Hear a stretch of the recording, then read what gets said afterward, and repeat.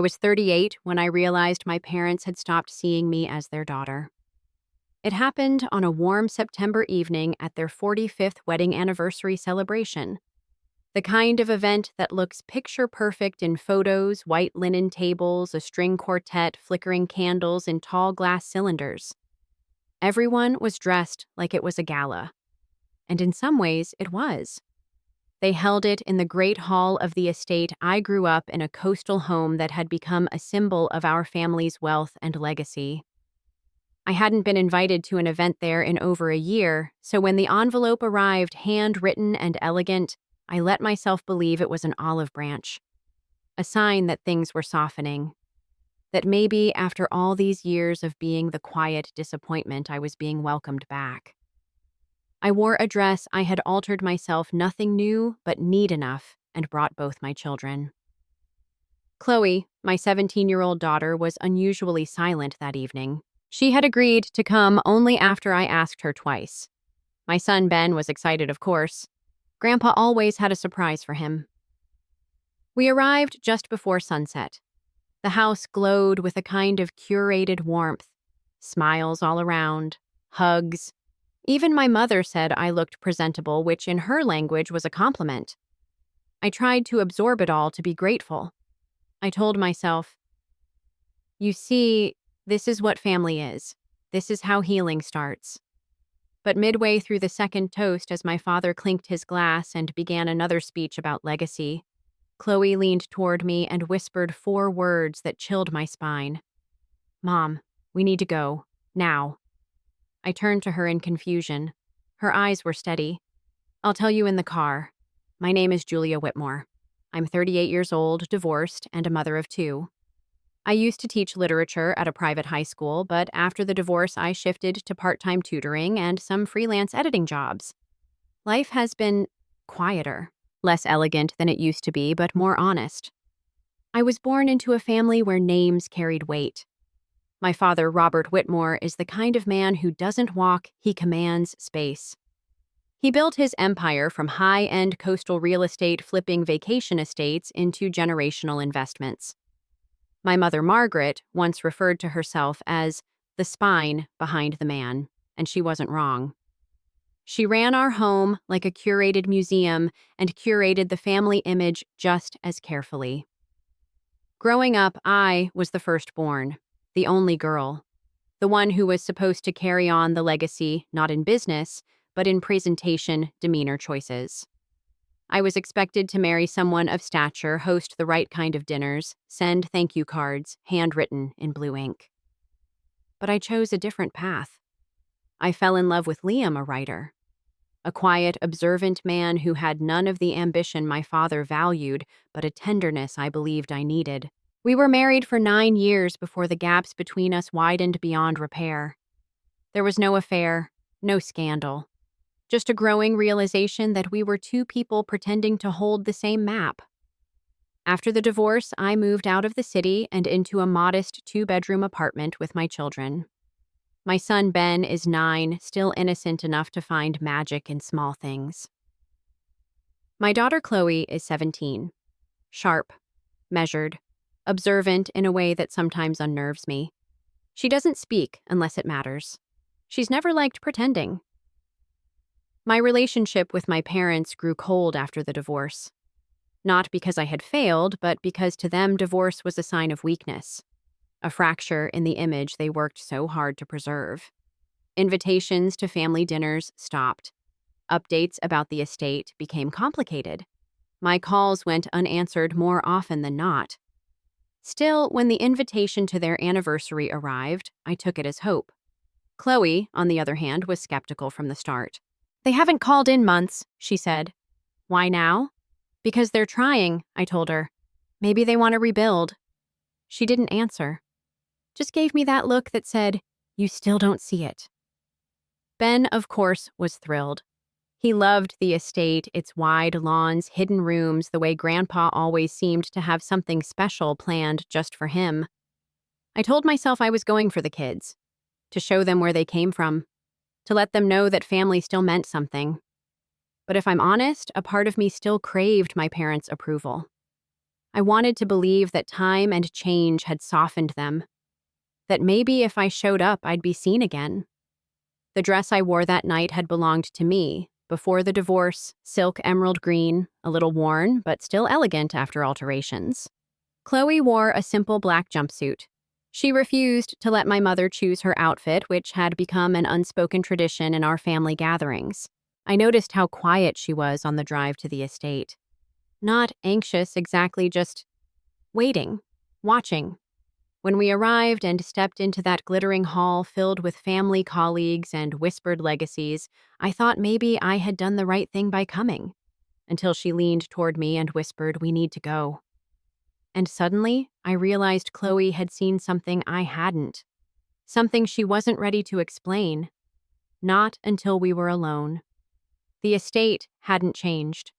The same winding gravel driveway, the same heavy oak doors that opened into a grand foyer lined with oil portraits of ancestors I barely remembered. There was music drifting from the ballroom, soft, classical, expensive. Everything smelled faintly of lavender and candle wax, like a boutique hotel trying to smell old money. As we stepped inside, I paused. It wasn't nostalgia exactly, more like a memory pressing its weight down on my shoulders. I had walked through this house in every version of myself as a girl. An eager bride, a new mother, a woman hiding her failing marriage. Now I stood there simply as Julia. No roles, no performance.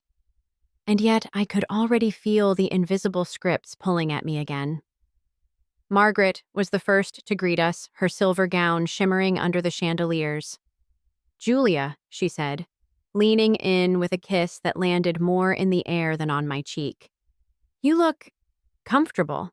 I smiled. That word again, comfortable. Not radiant, not elegant, just not embarrassing. Her eyes flicked to Chloe. "Oh, you didn't wear the navy dress," I suggested, she said, with that gentle note of judgment masked as disappointment. Chloe didn't flinch. "I don't like being styled," she replied evenly. My mother let out a thin laugh and turned to greet another guest. Ben, on the other hand, had already been swept up by my father. "There's my future CEO," he boomed, lifting Ben up effortlessly and spinning him once before settling him at his side. "Got a special seat for you tonight, right at the head table." Ben beamed. Chloe and I exchanged a glance. We moved through the room slowly. It was filled with people I hadn't seen in years, former clients, old family friends, former business partners. Some offered smiles, others gave polite nods as if unsure whether they were supposed to acknowledge me. I shook hands, accepted compliments about the children, and repeated the same polished lines I had been using for months. "Yes, the divorce was difficult, but we're doing fine. No, I'm not dating anyone. I'm keeping busy with work." I noticed how often people asked about Ben, but not Chloe. How often they asked about Liam, but not me. I pushed the discomfort aside. Tonight wasn't about me. At least that's what I told myself. Chloe stayed close, quiet as ever. She didn't touch her drink. Her eyes followed conversations like a camera lens, sharp and unblinking. Every once in a while, she would check her phone and quickly lock it again. I assumed she was texting friends trying to stay distracted. I should have asked more questions. The party rolled on, unfolding like a carefully orchestrated play. There were toasts, laughter, hors d'oeuvres passed on silver trays. A slideshow began in the far corner, flickering through decades of curated images, weddings, vacations, business launches. I wasn't in many of them. Chloe noticed. Later, I would remember that too. But in that moment, I just wanted to believe I belonged in the room again. That my parents hadn't invited me for reasons other than love. That this wasn't something else dressed up as celebration. I began to notice the signs midway through dinner, though I didn't understand them at the time. Chloe barely touched her plate. She pushed the vegetables around with her fork, occasionally glancing up at the head table where Ben sat between my father and Liam. Her phone remained in her hand under the table, her thumb flicking the screen now and then with silent intensity. "Is something wrong with the food?" I asked gently. She shook her head, still watching the front of the room. No, I'm not really hungry. Across the ballroom, Ben was laughing, his head tilted back, pure joy on his face, as Liam showed him something on his phone. My father looked on with pride, leaning in now and then to whisper something in Ben's ear. My mother stood nearby, smiling as if the scene were a painting she had arranged. I smiled too, but something inside me stirred. I couldn't remember the last time I had seen my father look at me like that, like I was part of a future he was proud of. At our table, Chloe stayed silent, her shoulders tense. I tried to make light conversation, but she gave only half answers. I chalked it up to her usual discomfort at formal events. She had never liked the performances my family required. When dessert was announced, I excused myself to the restroom. As I walked down the hall toward the guest powder room, I nearly collided with Aunt Lydia, my father's older sister. "Oh," she said, startled. "Julia, I was actually hoping to find you." I blinked. We hadn't spoken in years beyond formal pleasantries. "Is everything okay?" She hesitated, glanced behind her, then stepped in closer. "I probably shouldn't say this here, but I think you need to be careful." My stomach tightened. "Careful of what?" She lowered her voice. "I overheard Robert and Liam talking earlier about some kind of legal arrangements. Property transfers. Something about consolidating assets for Ben." "What are you talking about?" I asked. "What does that have to do with Liam?" She looked troubled. "I don't know all the details, but your name came up, and not kindly." Before I could respond, a staff member approached. "Excuse me, they're about to cut the cake." Aunt Lydia gave my hand a quick squeeze. "Just don't let them corner you tonight. If something feels off, trust that feeling." Back at the ballroom, the lights dimmed. A hush fell over the room as the cake was wheeled in a towering ivory creation with gold trim and cascading sugar flowers. A slow, elegant version of their wedding song began to play. As the servers lit the sparklers, my father stood at the front of the room and raised his glass. 45 years, he said. A lifetime of building together. Not just a marriage, but a name, a legacy. There was polite applause. My mother looked radiant beside him, her smile wide and composed. "We've faced hardships," he continued, "but we've always prioritized what matters: family, tradition, the future." His eyes scanned the room slowly, paused briefly on me, then shifted to Ben and Liam. In the spirit of that future, he said, "Tonight isn't just about the past. It's also a turning point. We'll be making some exciting announcements in the coming weeks, steps to secure what we've built for the next generation, for the right hands to carry it forward." More applause. A few guests looked confused. Others, especially those who knew my father's language, nodded in understanding. I stared at him, trying to decipher what he meant. He smiled broadly but never looked at me again. Back at the table, Chloe's hands were clenched in her lap. "What is it?" I asked quietly. Her voice was calm but urgent. "We need to leave, as soon as possible. Chloe." "This is not the time." "It is," she said firmly. "Please, Mom. I'll explain in the car. But we shouldn't be here when he makes the rest of that announcement." I looked around. Ben was still at the head table talking excitedly with Liam. My father leaned toward them, his hand on Ben's shoulder, as if he already belonged to them. I wanted to dismiss it. I wanted to believe I was being paranoid. But Chloe had never been dramatic. And in that moment, I trusted her more than anyone else in the room. "Okay," I whispered. "Let me get your brother." "Make it quick," she said. "And whatever you do, don't let Grandpa stop you." I walked toward the head table with a practiced smile weaving between conversations and laughter, pretending I wasn't holding back a rising wave of nausea. Ben spotted me and waved happily, his mouth stained slightly from the raspberry glaze on his dessert. Liam looked up too, his expression unreadable, though something flickered in his eyes, recognition, maybe even wariness. I reached the table just as my father began speaking to a cluster of business associates beside him. His hand was still on Ben's shoulder, a casual but possessive gesture that now made me uneasy. "We're heading out," I said, placing a hand on Ben's back. Ben frowned. But Grandpa said there's going to be fireworks and a surprise. You'll see fireworks another time, I replied softly. Chloe's not feeling well.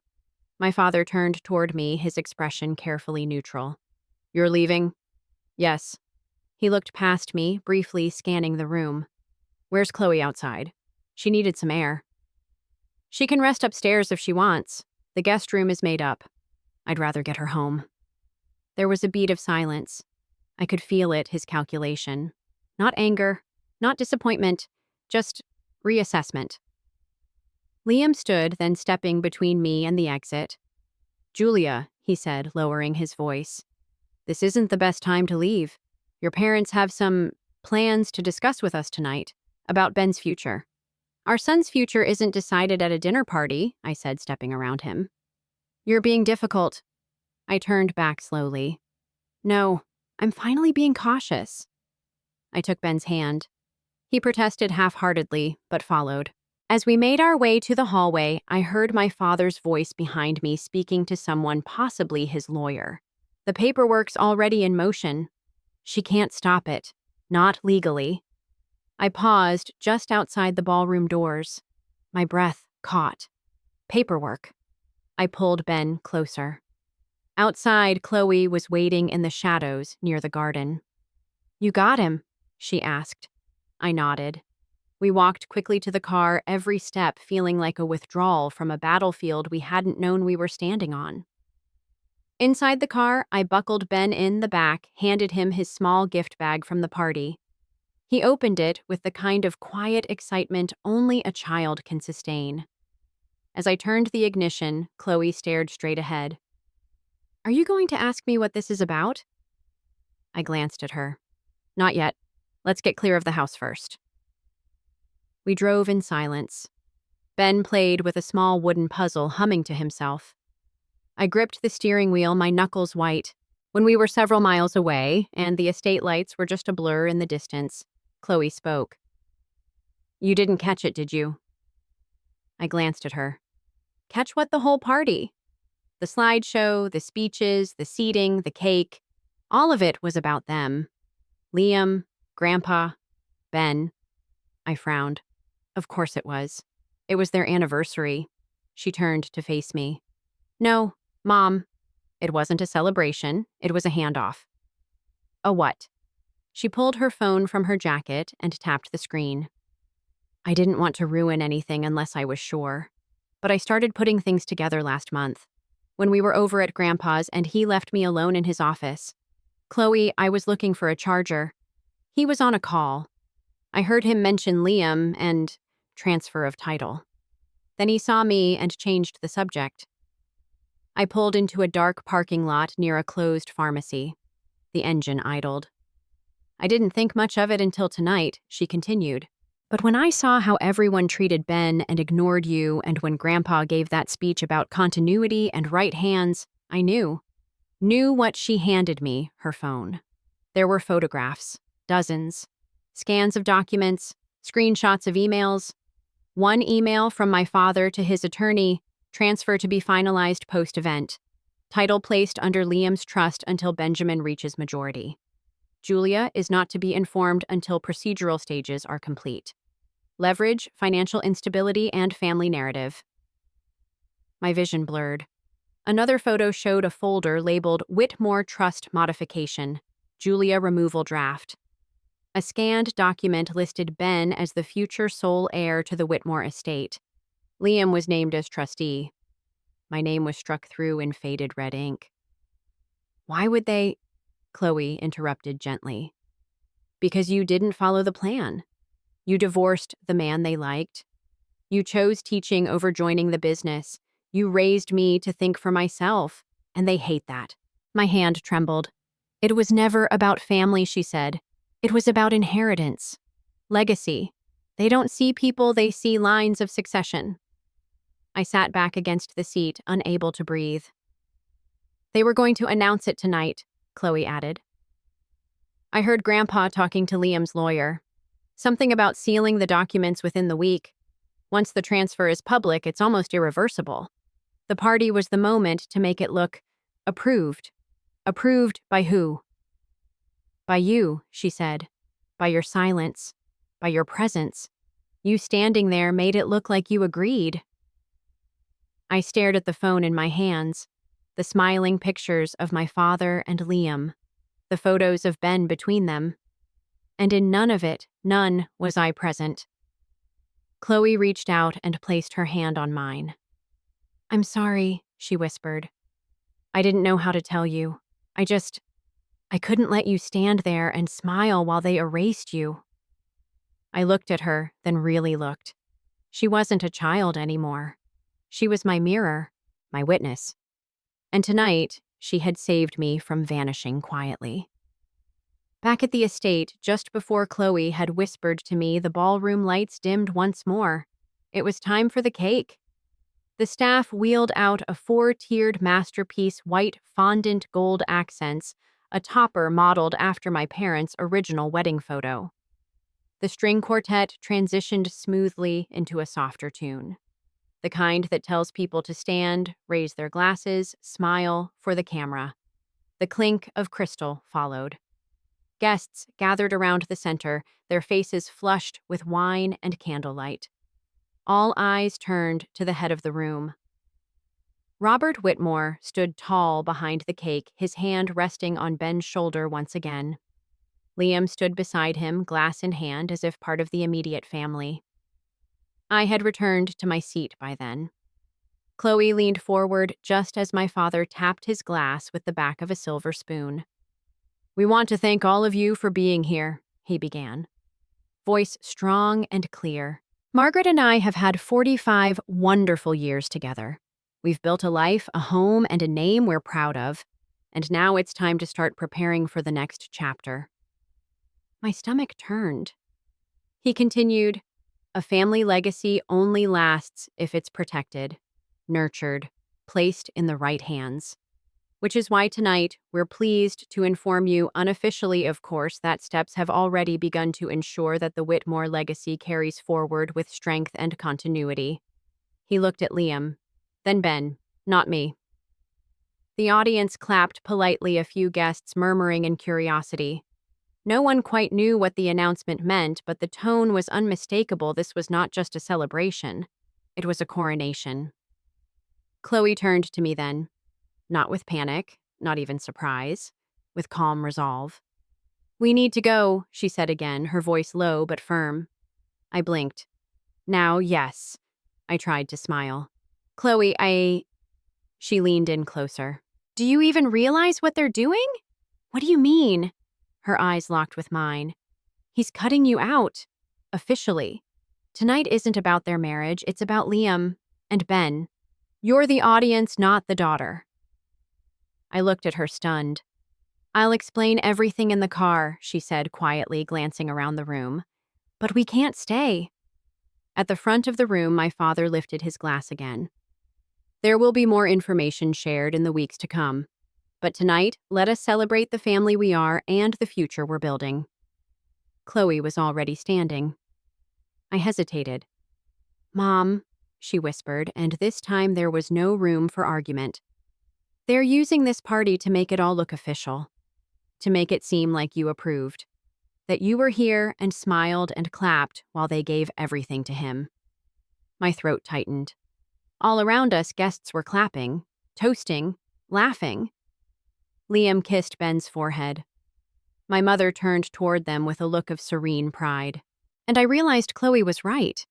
I wasn't included in the photographs looping on the screen. I wasn't seated with the family. I wasn't acknowledged in any of the speeches. I was decoration, a relic, a witness to my own erasure.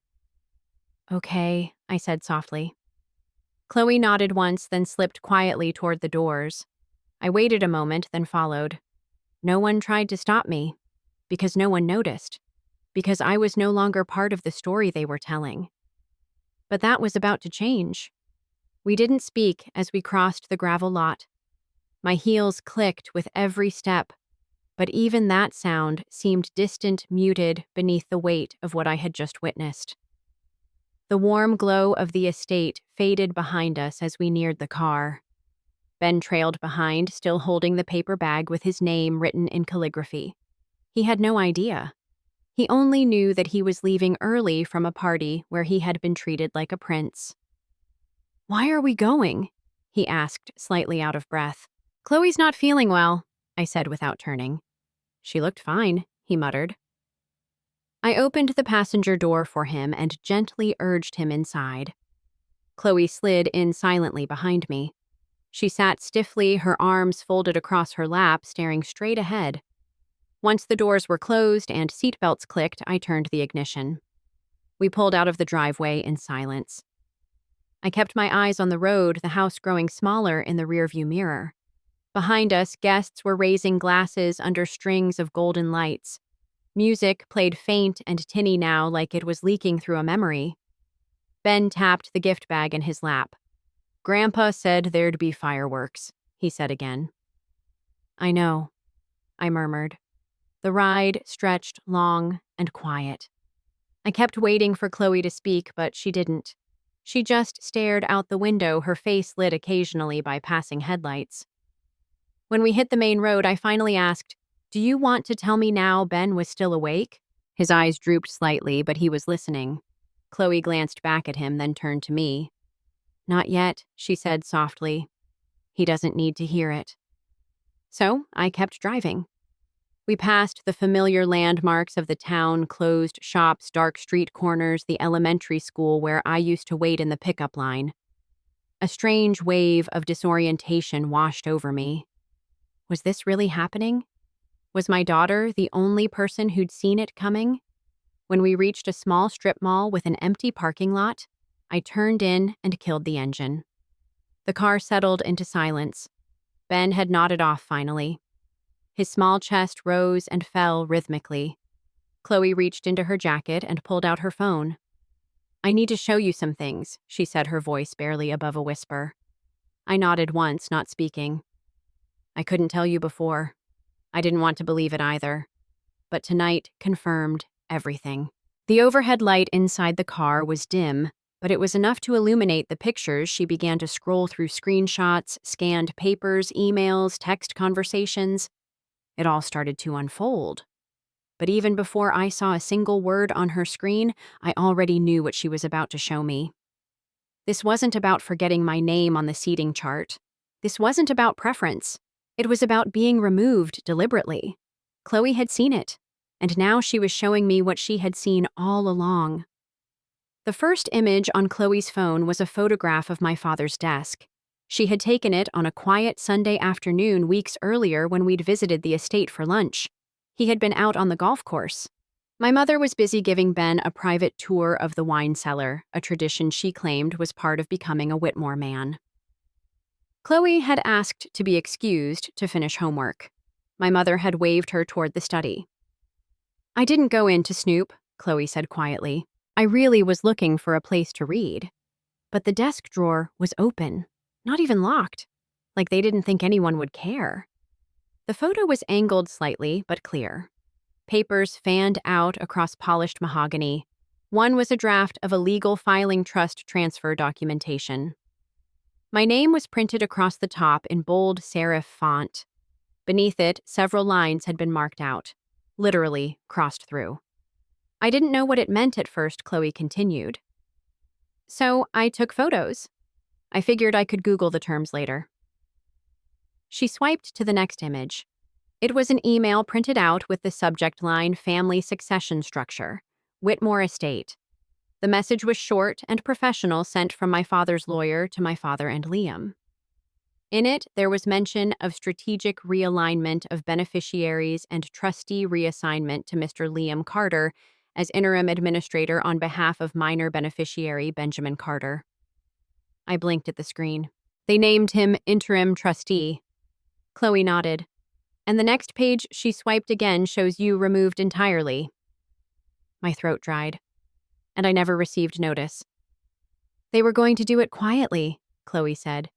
"Then announce it socially tonight. Like it was already settled. Like you were standing there smiling for the cameras, agreeing to it." I leaned back in my seat, the air thick around me. My skin prickled with memory. My father's toast, the carefully staged slideshow. The way Liam stood just behind Ben. the way no one mentioned my name. "Keep going," I said, even though part of me didn't want to hear more. Chloe opened her messages next. I didn't know what to do, so I reached out to someone.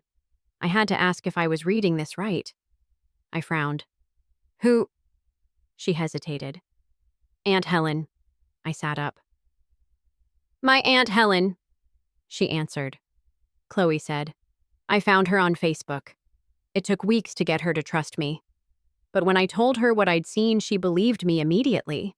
I hadn't spoken to Helen in over 15 years. My mother had called her unstable, difficult, selfish. She had married outside the family circle and moved to Oregon. She'd been cut out of the will after a similar fight." Chloe showed me the chat log. It went back weeks. Lines and lines of questions, screenshots, voice memos. "She said Grandpa did the same thing to her," Chloe whispered. "Cut her out, slowly. Used public events to make changes look normal. Said if she fought it, he'd use her mental health history to discredit her. She warned me they were probably laying the same groundwork with you." I couldn't speak. "She told me to watch for signs," Chloe added. "Photos without you, meetings with lawyers, grooming Ben, ignoring me." I let the words hang in the air. They weren't just erasing me. They were redrawing the family map, and this time they were making it look like I had agreed to it. Another image slid onto the screen. A page with the Whitmore family seal at the top, in block text transfer of primary residence, from Julia Whitmore to Benjamin Carter, custodial oversight. Liam Carter. "What is this?" I asked, my voice dry. "It's the deed to the house," she replied. "The estate." "They can't do that," I said instinctively. "That house was meant—" "They can," Chloe interrupted gently. "If you don't contest, if they show you're financially unstable and Liam is more capable and Ben is the heir, it makes sense on paper." I covered my mouth with my hand. My parents had set this in motion months ago, and I hadn't seen it. They even created a narrative, Chloe continued, that you've been unfocused, emotional, disconnected from family goals. I laughed bitterly. Disconnected. They stopped calling me. They know that. But it doesn't matter. They're not trying to tell the truth. They're trying to tell a version that makes you obsolete. I leaned forward, resting my head on the steering wheel. "I'm so sorry, Mom," she said. "I didn't know how to tell you." "You did the right thing," I whispered. We sat in silence. Outside, the wind shifted. The parking lot lights buzzed faintly above us. "I wanted to believe they loved us," I said after a while. "I thought maybe if I stayed quiet, if I showed up, if I smiled enough, they'd let me back in." Chloe didn't speak. "They didn't invite me to return," I said, my voice flat. "They invited me to watch." Chloe reached across the console and took my hand. "Not anymore." I looked at her. For the first time in my life, I wasn't the one protecting her. She was protecting me. We sat in that empty parking lot for a long time. Ben slept peacefully in the back seat, unaware that the foundation beneath our family had quietly shifted and nearly collapsed. Chloe kept my hand in hers, firm and steady. I think she knew I needed the contact more than I realized. Eventually, I turned off the overhead light and started the engine. The drive home was silent, except for the low hum of tires on pavement and the occasional turn signal clicking like a metronome for my thoughts. Back at the apartment, I carried Ben inside and tucked him into bed. He stirred once, mumbled something about cake, then turned over his tiny fists, clutching the ribbon handles of his gift bag. Chloe was already at the kitchen table, her laptop open, papers spread out in neat stacks. There was a quiet intensity in her posture that didn't match her age, but somehow it didn't surprise me. "This can't be legal," I said, sitting down across from her. She didn't look up. "It's legal if you let it happen." I closed my eyes. My mind kept replaying the images: Liam standing behind Ben, my father raising his glass, the red slash through my name on the trust paperwork. "What do we do?" I asked. Chloe opened a new tab. First, we get a lawyer. Not someone on their payroll, someone who doesn't care who Grandpa is. You're 17, so you raised me to ask the right questions, remember? I smiled despite the heaviness in my chest. You know a lawyer? No, she said, but Aunt Helen does. I blinked. You talked to her again? She gave me the name of the woman who handled her case.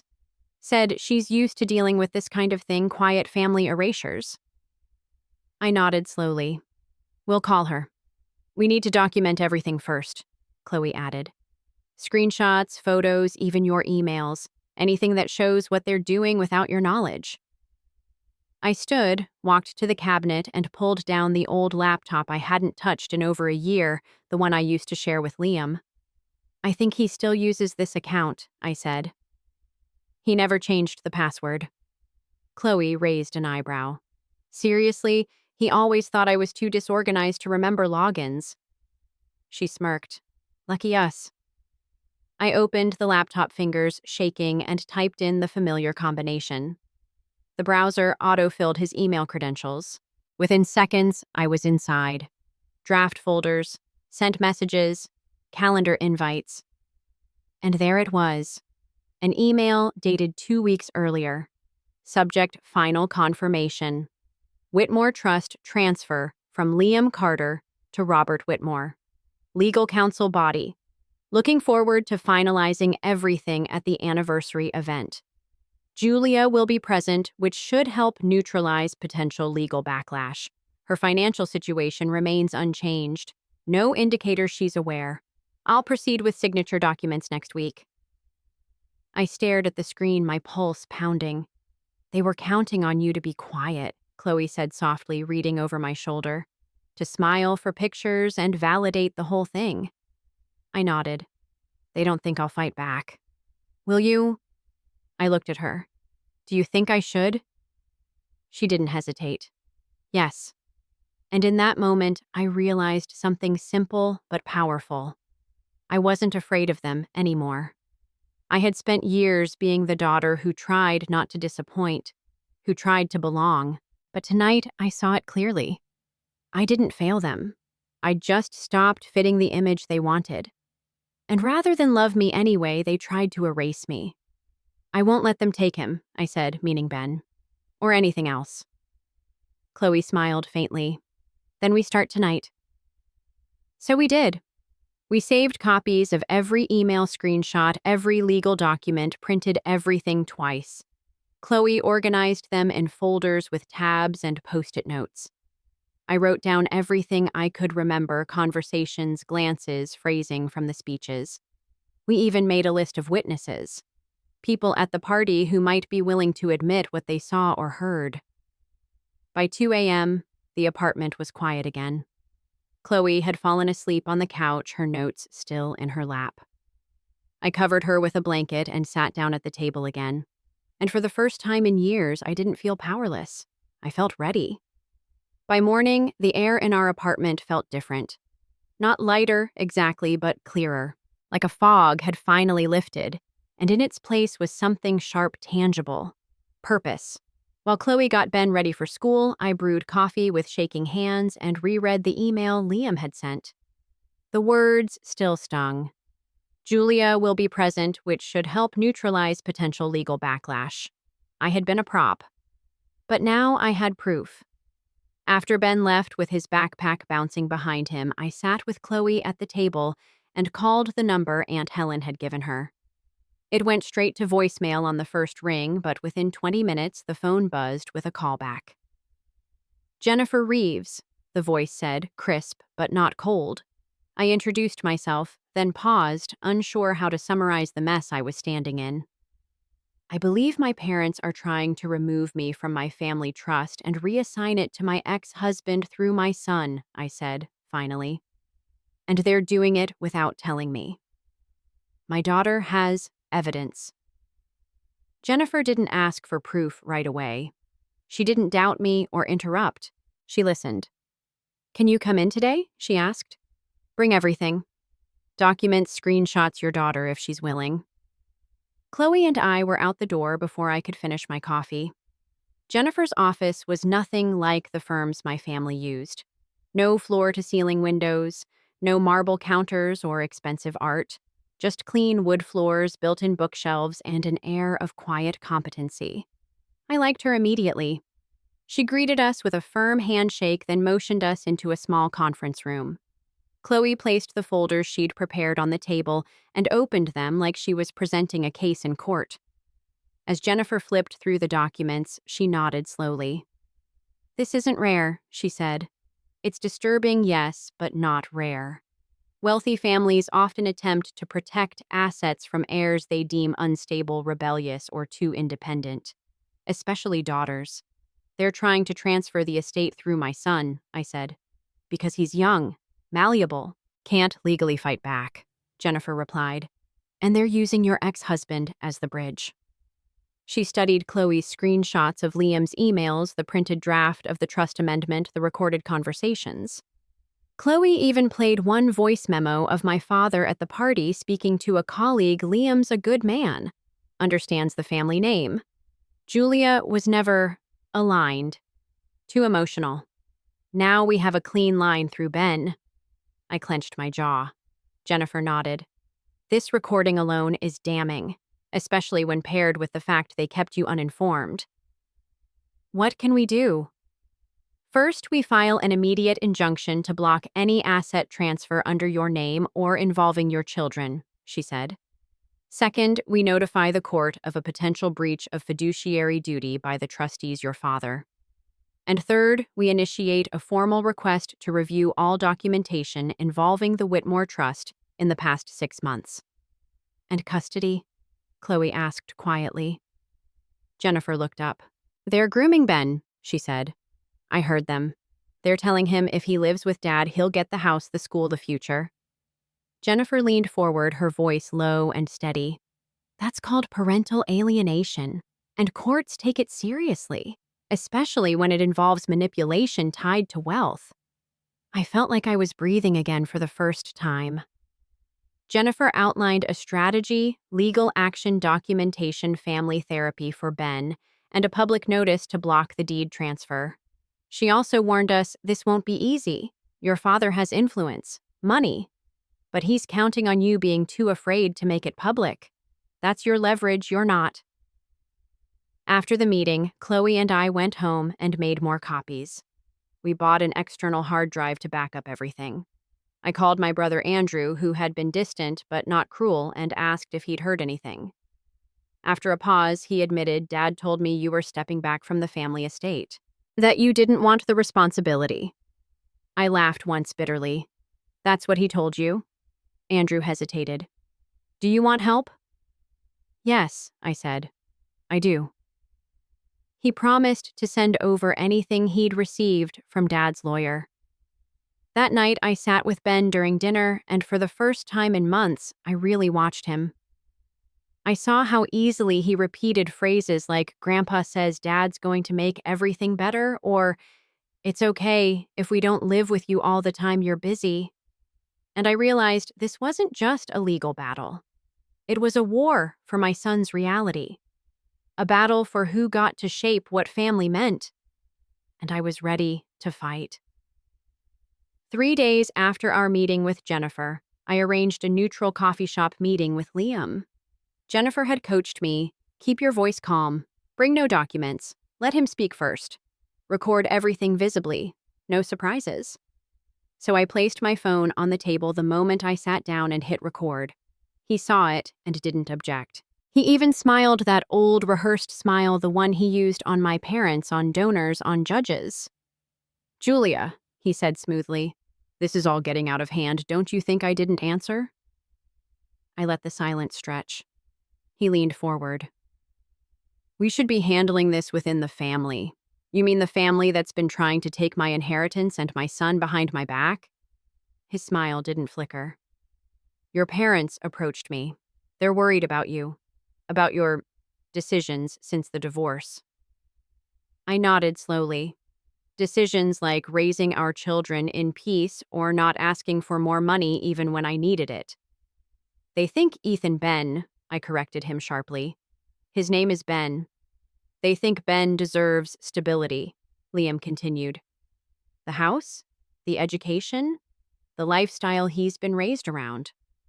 And Chloe, I asked, what do they think she deserves? He hesitated. That half-second of silence said everything. She's different, he said. More like you, not easy to manage. I leaned back. So they reward obedience and erase the rest. Liam exhaled and shifted. Look, the house is in play. Your father believes keeping it under the Whitmore name with someone like me managing it until Ben is of age, that's the best option. I tilted my head. Until Ben is of age. Then what? Then he gets it. Full rights. He's the heir. And you're the gatekeeper. Liam said nothing. I leaned in slowly, my voice low. You're not going to get the house, Liam, or Ben, or control of anything that belongs to me or my children. He tried a different approach. Julia, I don't want a war. I just want what's fair. You had fair, I said, for 9 years. And when that ended, you had a clean divorce and partial custody. What you're doing now is manipulation, and it's going to stop. He laughed under his breath like I was being melodramatic. You think a lawyer and a couple of screenshots are going to change how this ends? No, I said. But truth will. He sat back. The mask dropped just slightly. You have no idea how much power they have. I do, I said. I just don't care anymore. I stood, grabbed my phone, and left without looking back. Later that night, Chloe and I went through more of the evidence with Jennifer. We prepared letters for court, documented every manipulation attempt, and began organizing for the custody modification defense. Jennifer had also recommended we begin family therapy with a specialist in family coercion and inherited trauma. She said it would help Ben untangle the conflicting narratives he was receiving to protect him emotionally as much as legally. I scheduled the first session that week. During it, Ben sat on the floor with a toy dinosaur while the therapist gently asked him about life at Grandpa's. Grandpa says Daddy needs me more than Mommy does, he said. He says I'm part of the Whitmore future. I looked at the therapist, fighting back tears. She nodded calmly. And what do you think, Ben? He shrugged. I like being with Mom, but I like Grandpa's big house too. The therapist smiled. You're allowed to like both. But do you know what's most important? Ben shook his head. That you feel safe. And that nobody uses presents or promises to make you choose things you don't understand. Ben blinked slowly. Like what? Like who you love more. That night, Ben crawled into my bed and fell asleep with his arms around my waist. I didn't sleep. I stared at the ceiling and thought about legacy, what it meant, what it cost, and who had the right to claim it. And I decided it wouldn't be them. 6 months after the anniversary party, we gathered in a quiet downtown office that looked nothing like the grandeur my parents were used to. No oak-paneled walls, no brass nameplates, just clean lines, soft lights, and facts waiting to be placed on record. My parents arrived first, both dressed immaculately, my father in a dark tailored suit, my mother in her signature pearls. They sat across the conference table without acknowledging me. Liam was with them, but even he looked uneasy, now his tie slightly loose, his confidence dimmed. Jennifer sat beside me, calm as always. On my other side, Chloe. 17 and composed with her folders organized in neat piles. She had refused to sit quietly in the back. If they're going to erase me, she'd said they should at least look me in the face while they try. And next to Chloe sat someone they never expected to see again, Aunt Helen. She offered no greeting when they entered, only a slow, knowing nod. My mother went rigid. My father didn't even look at her. Before the meeting began, my father cleared his throat. I want to state for the record, he said that I object to the presence of individuals not directly involved in this matter.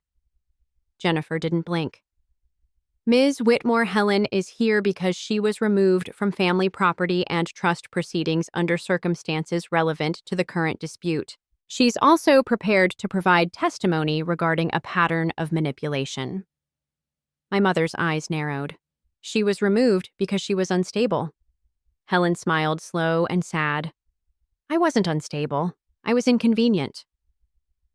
Jennifer opened Chloe's binder and laid out the evidence without fanfare. Pages slid across the table, emails, signed drafts, handwritten notes. The audio file played again, my father's voice. Clear, Julia was never aligned. Now we have a clean line through Ben. I watched their faces. My father went blank. My mother turned pale. Then Jennifer outlined the legal consequences: breach of fiduciary duty, attempted trust fraud, parental alienation.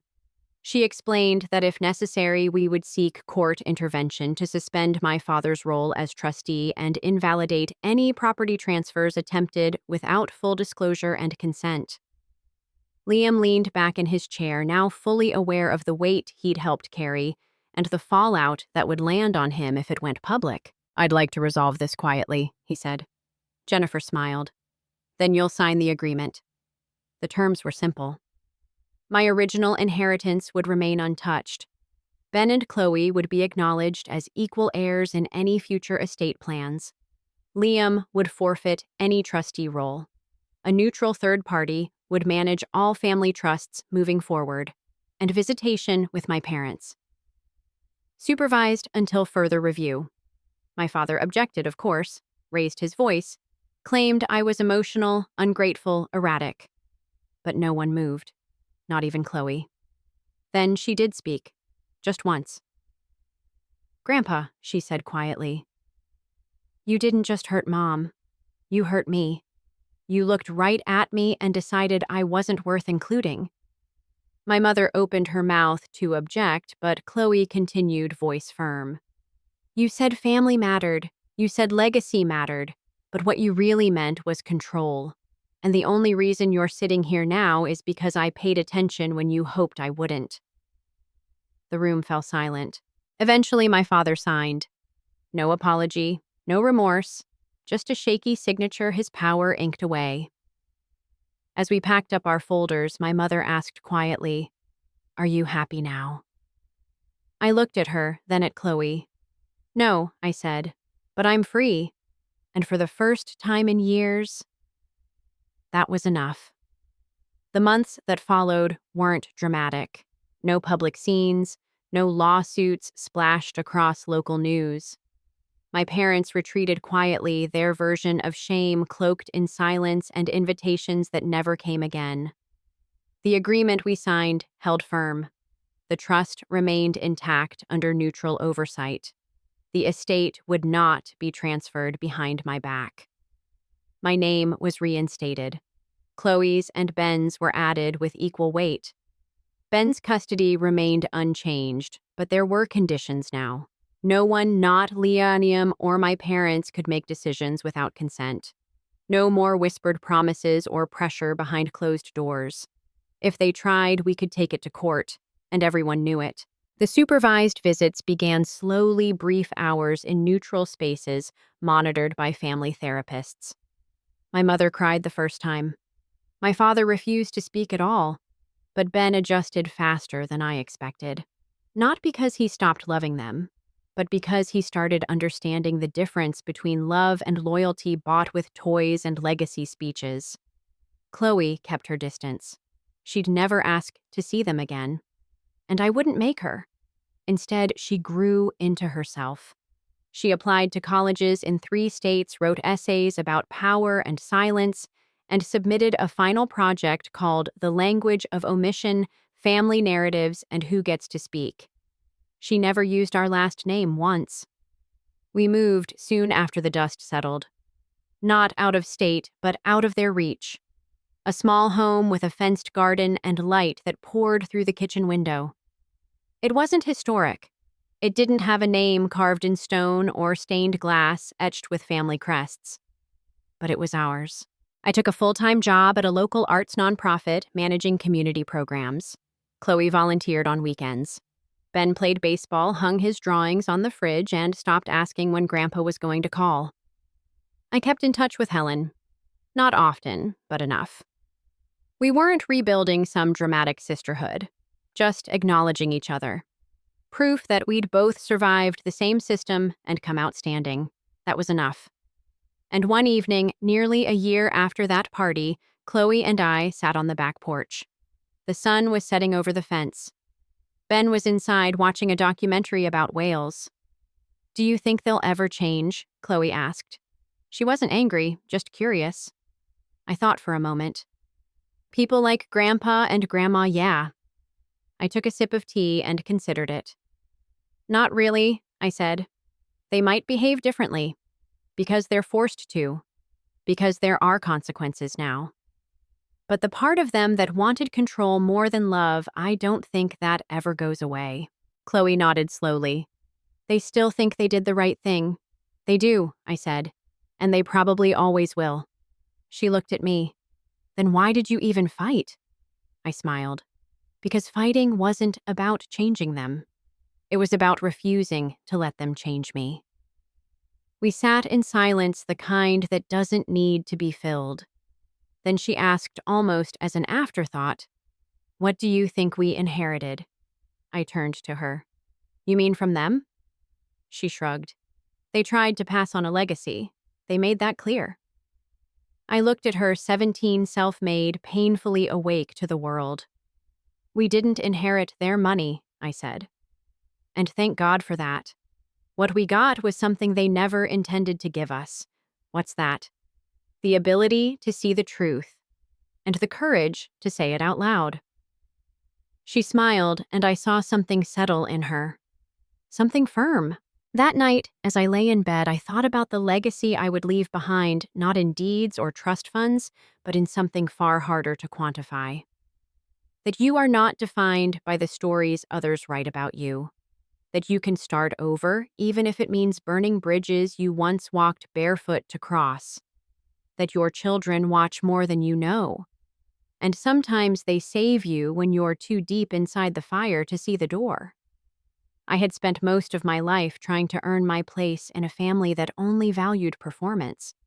But in choosing the truth, I gave my children something my parents never gave me: freedom.